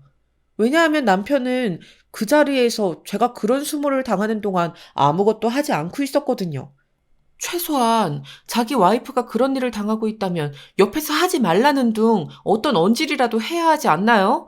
전혀 그런 거 없이 오로지 핸드폰에만 빠져 일만 하고 있는 남편을 생각하니 또 정이 뚝 떨어졌습니다. 예전에 한번 시어머니에게서 느꼈던 그 증오의 감정이 되살아나며 이젠 정말 시댁에 발을 들이고 싶지 않더라고요. 아버님께선 이 사건으로 제게 미안하다며 몇 번이나 사과를 하러 오셨지만 그때마다 죄송스럽게도 할 말이 없어 꾸벅 고개를 숙이고 돌려보내야 했습니다. 그 대신 그 화는 남편에게 갔죠. 하지만 남편은 천연덕스럽게 자신은 엄마와 누나에게 대들어본 적이 없다며 반항하지 못한다고 말하더라고요. 참 찌질했습니다. 그러던 중 더 저를 절망과 비탄에 빠지게 하는 청천벽력 같은 일이 터졌습니다. 남편의 사업이 위기 상황에 빠지게 되면서 급하게 도움을 요청하게 된 거예요. 여보, 제발 장인어른한테 말해서 나 급한 불만 끄게 해주면 안 될까? 남편은 부탁한다며 싹싹 빌고 또 빌었습니다. 시어머니와 시누이가 제게 그런 말을 할 땐 가만히 숨어 있어 놓고 이젠 제 도움이 필요하니 빌기 시작한 거죠. 하지만 친정아버지는 당시 돈을 빌려주실 때 처음이자 마지막이라고 말했고 한 번 말씀하신 걸 물으시는 법이 없었습니다. 다만 상황이 이렇게 되니 저 역시 아이 생각에 마음이 다급해져 오는 건 어쩔 수 없더군요. 결국 아이를 안고 친정 문턱을 넘어 상황을 말씀드리게 되었어요. 죄스러운 마음으로 더듬더듬 말하는데 저도 모르게 눈물이 나더라고요. 그리고 결정이 내려졌어요. 아버지께서 저를 조용히 부르시며 자기가 알고 있는 사실을 말씀해 주시더라고요. 그 이야기는 꽤나 충격적이었습니다. 너희 남편, 내가 조사를 좀 해봤는데 경영엔 전혀 소질이 없는 것 같더구나. 아무래도 여기서 포기하는 게 맞는 것 같다. 네? 그게 무슨 말씀이세요? 아버진 사실 돈을 빌려주시고도 신뢰가 가지 않아 자신이 아는 사람을 통해 남편 회사와 돌아가는 사정들을 물어보았는데 남편이 사무실도 잘 나오지 않고 일을 따내는 거에도 전혀 열정을 보이지 않는다고 했다고 하더라고요. 오죽하면 업계에 그런 소문이 돌겠냐며 그런 사람은 안 된다고 말씀하셨어요. 그리고 역시 저희 남편에게도 사업 자금은 빌려줄 수 없다고 칼같이 자르셨고요. 대신 사업을 접는 조건으로 당분간 생계비를 지원해 주시겠다고 하셨습니다. 저는 순순히 납득했지만 남편은 당연히 아니었어요. 길길이 날뛰고 당장 네 아버지에게 돈을 빌려오라는 등 난리를 치기 시작했습니다. 차마 저희 아버지 앞에선 못하고 집에서 저와 아이를 앞에 두고 그 난리를 치더라고요. 그러면서 그때부터 횡포 아닌 횡포를 부려대기 시작했어요. 그것도 치사하게 시어머니와 시누이와 합작을 해서 말이지요. 당시 시누이는 자기 아이를 데리고 와 시부모님 앞에서 일본어로 된 동화책을 읽는 것을 보여주는 재미에 푹 빠져 있었는데요. 어느 날은 저에게도 그 동화책을 읽어보라 시키더라고요. 옳게, 이거 한번 읽어봐. 발음 좀 들어보자. 일본어는 발음도 되게 중요하거든. 아, 맞다. 아, 옳게. 일본어는 못하지. 사람이 세계국어 정도는 하고 살아야 하는데 어떡하니. 나 우리 애도 세계국어 정도는 할 수 있도록 교육시킬 거거든. 형님, 저번에도 말씀드렸지만 이런 건 이제 그만해주세요. 말하기도 지치네요. 좀 그렇지 않나요? 어머, 옳게. 말투가 왜 그래? 뭐 불만 있어? 내가 잘못한 거야? 제가 불만 있을 게 뭐 있겠니? 내 아들 만나 신세 피고 팔팔하게 잘 사는데. 얘 아가, 내가 처음부터 말하고 싶었는데 너 그러지 말고 어디 석사라도 따지 그러니? 박사까진 아니라도 석사 학위 정도는 있어야지. 그래야 네 남편 면도 서지. 네가 그저 그런 학벌이면 네 남편도 같이 기죽는 거야. 내 아들은 그래도 석사 학위는 있지 않니? 어머님, 저는 괜찮아요. 제가 알아서 할게요. 여보, 뭐라고 말 좀 해봐. 엄마 말이 맞는데 뭘 그래. 배울 건 좀 배워. 나도 솔직히 석사 학위조차 없는 여잔 부끄러워. 여기서 불을 지른 건 남편이었어요. 시어머니와 시누이가 쌍으로 무례하게 굴며 석사 학위를 따라고 난리를 치는데 남편이 배울 건 배우라며 이죽거리더라고요. 석사학위를 가진 엄마를 아이가 더 좋아하지 않겠냔 말까지 하면서요. 이성이라곤 도무지 배우지 못한 인간들이 도대체 언어며 인문학이며 경제며 배워서 어디에 쓸 것인지 알 수가 없었답니다. 그래서 저도 모르게 제발 인성부터 똑바로 배우세요. 허튼 소리 하지 마시고요. 라고 소리치고 나와버렸습니다. 그 말을 하고 나오면서도 분이 풀리질 않더라고요. 그때부터 시댁으로부터 오는 전화통에 불이 나기 시작하더라고요.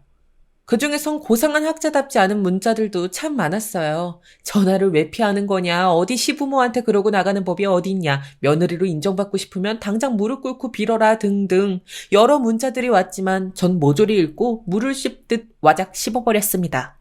속이 다 시원하더라고요. 이렇게 깔끔히 무시해버리면 될 것을 왜 그간 스트레스를 껴안고 살았는지 후회가 되었죠.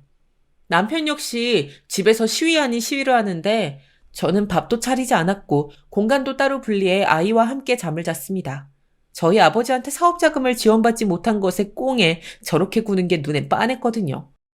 하지만 저의 적극적이고 공격적인 행동이 가해지자 시어머니로부터 바로 반격이 들어왔어요. 그날은 저희 딸 생일이었어요.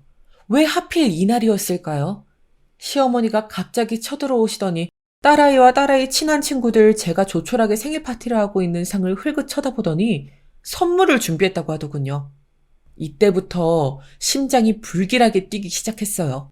시어머니가 펼친 선물은 평범한 동화책 2권이었는데요. 왜 2권일까? 의문이 들던 때 그 동화책을 딸과 저에게 건네주더라고요. 자, 할머니가 엄마 것까지 2개 준비했어. 선물이 2개야. 할머니 최고지? 순간 그 자리에서 얼어붙은 건 저뿐만이 아니었어요. 딸도 조금 이상한 분위기를 감지했는지 움찔하더군요. 전 조소가 걸린 시모를 그야말로 동화책으로 한껏 내려치고 싶은 심정이었습니다. 당장 나가세요. 나가시라고요. 안 나가시면 경찰 부를 거예요. 전 지금 당장 나가라며 시어머니를 밖으로 밀어내버렸어요. 시댁에서 어떻게 절 싸잡아 욕하든 상관이 없었습니다. 그러고서 남편까지 이 일을 알게 되어 한마디 거들려 했지만 무시해버렸어요. 그런데 이 일이 시발점이 되어 끔찍한 사건이 일어나고 말았는데요. 때는 여름이 시작되고 불볕더위가 기승을 부리기 시작한 때였어요. 저희 아이가 유독 열이 많아 여름이 되니 칭얼거리고 짜증을 잘 부리더라고요. 덕분에 저도 워킹맘으로서 조금 힘든 나날을 보내고 있었어요. 저희는 당시 전기료를 아끼기 위해 에어컨을 최대한 자제하고 선풍기를 쓰고 있었는데요. 제가 돈을 벌고 있긴 해도 아직 남편의 빚 때문에 친정아버지에게 생계비를 지원받는 것도 죄송스러웠고 그래서 최대한 아껴 쓰며 지내고 있는 형편이었어요. 사실 아버지 역시 공장 돌아가는 형편이 그리 좋진 않으셨는데 저 때문에 고생하고 계신 거였으니 안부 전화해드릴 때마다 더더욱 죄송스러웠죠. 아빠, 저 때문에 너무 죄송해요. 결혼하고 효도해야 할 자식이 못난 일만 벌이네요. 무슨 그런 말을 하고 그래. 위축되지 말아라. 돈은 걱정하지 말고. 아직은 아버지가 힘이 있어. 아버지는 언제나 그런 말씀을 하시며 오히려 저에게 위안을 주셨습니다. 그런데 어느 날 낮, 제 인생 최악의 일이 일어났습니다. 회사를 하루 연차 내고 쉬고 있는데 폭염으로 아이가 너무 힘들어하더라고요. 옆에서 아이 공부를 봐주고 있었는데 저조차 집중이 잘 되지 않을 정도로 무더웠어요. 이건 안 될 것 같다 싶어 거실에 에어컨을 잠깐 틀었지요. 그때 어디선가 갑자기 쿠션 하나가 날아와 제 머리를 강타했습니다. 뒤통수가 얼얼한 느낌에 뒤를 돌아보니 남편이었어요. 야, 미쳤냐? 너 전기료가 얼만데 이 날씨에 에어컨을 틀어? 지금 뭐 한 거야? 뭐 한 거긴 보고도 몰라? 옆에 있던 아이는 갑작스런 이 광경에 놀라 울음을 터뜨렸고 남편은 꿋꿋이 자기 할 말을 이어나가더군요. 지금 전기료 인상으로 나도 선풍기 틀고 지내는 형편에 감히 에어컨을 트냐면서요. 저는 일단 아이를 진정시키기 위해 다급히 안방으로 끌고 들어와 문을 잠그었습니다. 그리고 일단은 아이가 잠들 때까지 기다리려 했어요. 그런데 남편이 발로 문을 쿵쿵 차대면서 나오라고 고래고래 소리를 지르더군요. 문을 열어 마주한 남편의 얼굴에 불그스름한 빛을 보니 대낮부터 술을 마신 게 분명했어요. 대낮에 친구들과 술이나 퍼마시고 다니면서 펑펑 돈을 쓰면서 저한텐 에어컨 한 번 틀었다고 쿠션을 날리다니 저도 화가 나 아이가 듣고 있는 것도 모르고 그때부턴 이성을 놓아버렸습니다. 당신 지금 아이 앞에서 날 때린 거야? 이거 정말 하면 안 되는 짓인 거 몰라? 너야말로 미쳤지. 이 날씨에 무슨 에어컨이야? 돈이 썩어 남아 도냐? 어? 너 네 아빠 믿고 까부는 거지? 네 아빠가 우리 생활비 좀 대준다고 까부는 거 아니야. 그러니까 우리 엄마한테도 못되게 굴지. 뭐? 내가 에어컨 킨 이유는 우리 아이가 당신 딸이 더워서야. 그래서 킨 걸 가지고 나한테 이런 물리적인 행위를 해? 당신이 그러고도 남편이고 애 아빠야? 넌 인성 쓰레기야. 네 엄마나 너나 다 똑같아. 하지만 남편은 제 말에 더 폭발한 건지 갑자기 제 머리채를 쥐어잡았고 그대로 전 정신을 스르르 놓아버리고 말았습니다. 잠시간 의식을 잃는다는 게 어떤 느낌인지 몰랐는데 이제야 알겠더군요. 눈을 떠보니 흘러내린 옷가지를 추스리지 못한 채 전 거실 위에 누워 있었고 군데군데 상처가 나 있었어요. 심지어 갈비뼈에 이상이 생긴 건지 옆구리 쪽이 너무 아프더라고요. 순간 너무 분해 눈물이 하염없이 터져나왔어요. 몸이 공포를 기억하는지 그 순간에도 남편이 있을까 두려워 두리번거렸는데 남편은 어디로 나간 건지 없었지요. 그리고 뒤이어 아이 생각이 나더라고요. 서둘러 절뚝거리는 걸음으로 방으로 향했는데 아이 역시 자기가 쓰는 조그마한 책상 아래 숨어 숨죽여 울고 있더라고요. 아이도 얼마나 무서웠겠어요. 엄마가 아빠한테 힘없이 맞고 있는데. 그런 모습을 지켜봐야 했으니 그 고통도 상상할 수 없었습니다. 전 도저히 이런 짓을 한 남편을 용납할 수 없었습니다. 그래서 잠시 아이를 옆집 아줌마에게 부탁하곤 그 상태 그대로 시댁으로 달려갔어요. 시댁에 도착하자마자 초인종을 누르니 마침 시누이가 놀러왔는지 자기 아이와 하하호호 놀며 웃고 있더라고요. 시어머니는 옆에서 열심히 박수 쳐주며 장단을 맞춰주고 있었고요. 제 얼굴에 놀란 건 시아버지뿐이었어요. 얼굴이 왜 이러냐는 시아버지의 말에 전 도끼 품은 얼굴로 말했습니다. 어머님, 아버님, 형님, 남편이 이렇게 했어요. 남편이랑 작자가 그것도 아이 앞에서 제게 이런 짓을 했다고요. 믿겨지세요? 전 아직도 믿기지가 않고 온몸이 벌벌 떨리네요. 저 이거 가만히 있지 않을 거예요. 아드님 고소하고 벌받게 할 거예요. 그래서 이 죗값 다 치르게 할 겁니다. 어머, 무서워 죽겠네. 너도 참 무슨 그런 이상한 말을 하고 있니? 더위 먹었어? 걔가 널 왜 때렸겠니? 네가 뭐 비위 거스르는 말이라도 했겠지. 뭐라고요? 어머님, 그 사람이 절 때린 건 이 더위에 제가 에어컨을 켰다고 그 이유 하나만으로 무지막지 주먹을 휘두른 거라고요. 정신도 없는 저한테요. 이거 엄연한 범죄예요. 범죄 같은 소리 한다 얘. 맞을 짓을 하면 맞아야지. 짐승도 그런데 사람도 당연한 거 아니니? 너처럼 못 배운 집안에서 자란 애들은 모르겠지만 원래 사람도 때려야 말을 잘 듣는 거야. 정말 미치셨군요.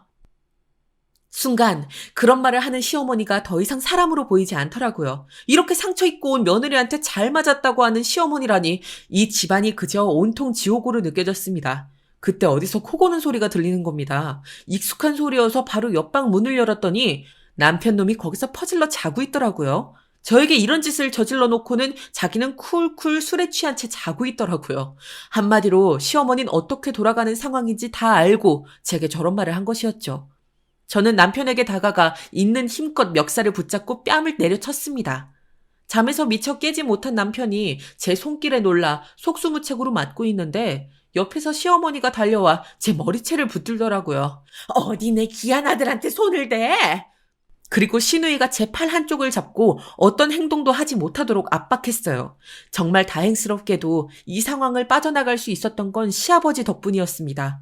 시아버지께서 이게 무슨 미친 짓이냐며 시누이와 시어머니를 거칠게 밀치시곤 얼떨떨해하는 시누이와 시어머니를 뒤로하고 저를 데리고 집 밖으로 빠져나와 준 것이었어요. 눈물을 흘리느라 정신을 차리지 못하고 있는 제게 시아버진 정말 미안하다며 내 아들이 죗값을 받아야 한다면 당연히 그래야 한다고 말씀해 주셨어요. 저는 그 뒤로 곧장 시아버지의 부축을 받아 택시를 잡았고 저희 친정으로까지 향하게 되었습니다. 시아버진 저를 데리고 친정으로 가셔선 어떻게 된 상황인지 저를 대신하여 말씀하셨어요. 그리고 분노를 감추지 못하는 부모님께 죄송하다며 100배 사죄를 하셨지요.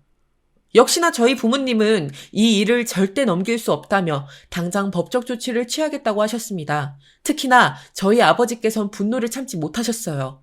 경찰서에 소환된 남편을 찾아가 단단히 혼주를 내주려 하셨지요. 하지만 전 그런 아버지를 말리었고 제가 직접 이 복수를 하고 싶다고 말했습니다. 남편이 죗값을 받는 것도 당연하지만 저는 그 외적으로 시댁에 복수하고 싶었기 때문이에요. 그것도 아주 처절한 복수를 말입니다. 저는 이혼 서류를 들고 시댁으로 찾아갔어요. 더 이상 두려울 것도 없었습니다. 그리고 지금껏 숨겨왔던 정체를 밝혔지요. 제가 조사한 사실까지 말입니다. 시어머니는 절 보자마자 내 아들에 대한 조치를 취하하라며 네가 그러고도 계속 결혼 생활을 유지할 수 있을 것 같냐고 위협하더라고요. 어머님, 저는 오늘 여기 결혼 생활을 유지하러 온 게 아니고요. 댁 아드님이랑 끝내려고 온 거예요. 뭐야? 여기 이혼 서류 보이시죠? 소송 이혼으로 위자료 왕창 지급하셔야 하니 각오하세요. 그리고 하나 알려드릴 게 있네요. 어머님이 계시는 학교에서 이제 그만 나가주셔야겠어요. 네가 무슨 권리로 그딴 말을 해? 감히 누구 보고 나가라 말아야? 여기서부터가 하이라이트인데요. 곰곰이 생각해보니 예전에 시어머니가 시누이와 대화하며 나누었던 내용이 문득 기억나더라고요. 그래, 아무도 모르게 연구비 빼돌릴 수 있다니까. 너도 박사방 힘들 테니까 그렇게 해라. 엄마, 정말 그래도 될까? 안 걸려? 절대 안 걸려. 특히 조교 입은 꼭 막아야 해. 혹시 모르니까.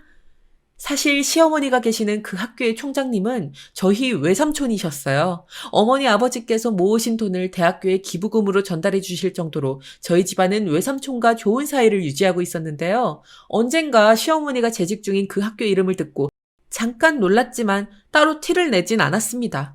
이렇게 쓰일 줄은 몰랐지만 그 순간 그러지 않길 잘했단 생각이 들더라고요. 저희 아버지께서는 외삼촌에게 직접 조사를 부탁하셨습니다. 조사 결과 대단하시더군요. 시어머니가 대학교 내에서 이 정도까지 비리를 저질렀을 줄 저도 전혀 예상하지 못했어요. 그런데 시어머니는 연구비 강의료를 부당 수령까지 했고 그 사실이 수면 위로 드러나게 되었어요. 당연히 교수 해임권이 거론되었고 순차적으로 시어머니는 제 발로 나가야 했죠.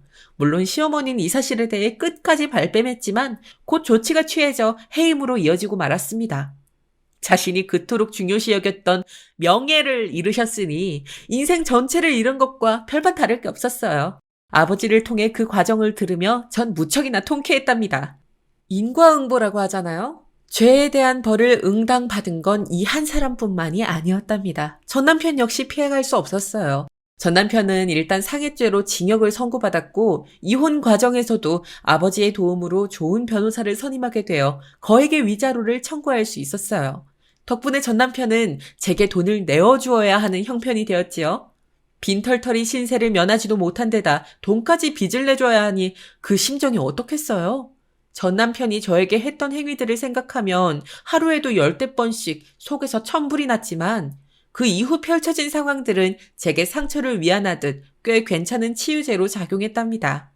그러다 오랜 시간이 지나고 전 남편과 시모, 시누이 이 세 사람을 한꺼번에 만난 적이 있었는데요. 그 인연도 기가 막혀요. 저희 엄마가 평소 봉사에 관심이 많으셔서 무료 급식 봉사에 참여하곤 하시는데요. 저도 엄마의 권유로 따라갔다 그 세 사람을 마주한 겁니다.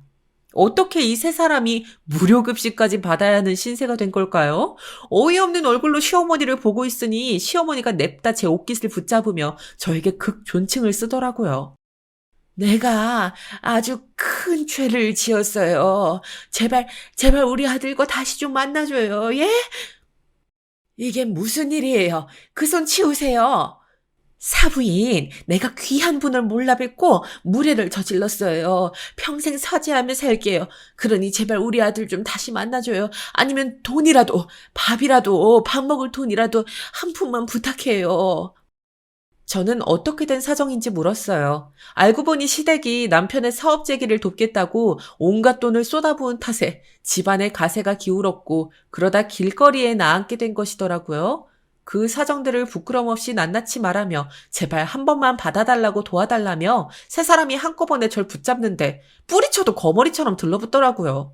겨우 급식소 사람들이 떨어뜨려 놓았습니다. 그런데 이를 지켜보던 친정엄마는 화가 많이 나셨는지 갑자기 들고 있던 국자로 전 남편의 몸을 이곳저곳 가격하시더군요. 저를 아프게 했던 전 남편의 얼굴을 다시 보니 그때의 감정이 올라오셨나 봐요. 저는 친정엄마까지 겨우 진정시키곤 그들의 한심한 두 눈을 똑똑히 바라보며 말했어요. 이제 와서 이래봤자 도와줄 사람 없어요. 그러니 그만 가세요. 제가 누굴 위해 봉사하고 희생할 수 있는 능력이 있다 해도 당신들을 위해선 죽어도 그런 짓 하고 싶지 않네요. 저를 천대하고 무시할 땐 언제고, 저희 집안 전체를 싸잡아가며 욕할 땐 언제고, 이러는 거 부끄럽지도 않으세요? 부끄러움이라도 아시면 제 앞에 더 이상 나타나지 마세요. 제가 그때 던졌던 말과 달리 세 사람은 다음 날도 다다음 날도 저희 친정아빠 공장까지 찾아와 행패를 부렸지만 경비원들에 의해 모조리 쫓겨났답니다. 참 볼품없는 최후를 맞이했죠. 저로선 통쾌한 결말이었지만 가끔 생각하면 남편에게 맞았던 그날이 떠올라 갈비뼈 부분이 욱신거리곤 합니다. 그전까진 누군가에게 물리적인 행위를 당한다는 것이 이토록 무서운 일인지 몰랐는데 제가 그 경험을 하고 나니 트라우마라는 게 정말 생기더군요. 아마 몸의 정신적인 상처와 육체적 고통이 함께 남아있는 듯 합니다. 요즘은 제 아이와 함께 보내는 나날에 충실하려고 합니다. 열심히 일도 하고 친정 부모님께 효도하며 잘 사는 모습 보여드리고 싶어요. 지금으로선 그것이 저의 가장 큰 소망이자 꿈입니다. 부모님에겐 마음의 빚을 너무 많이 졌거든요. 여러분들의 소망은 무엇인가요? 어떤 소망을 가지셨든 꼭 이루어지시길 진심으로 바랍니다. 그리고 혹여나 아내에게 손을 올리려 하는 남편은 무조건 거르고 만나세요. 그럼 이만 글을 마무리할게요. 지금까지 긴 이야기 들어주셔서 감사합니다.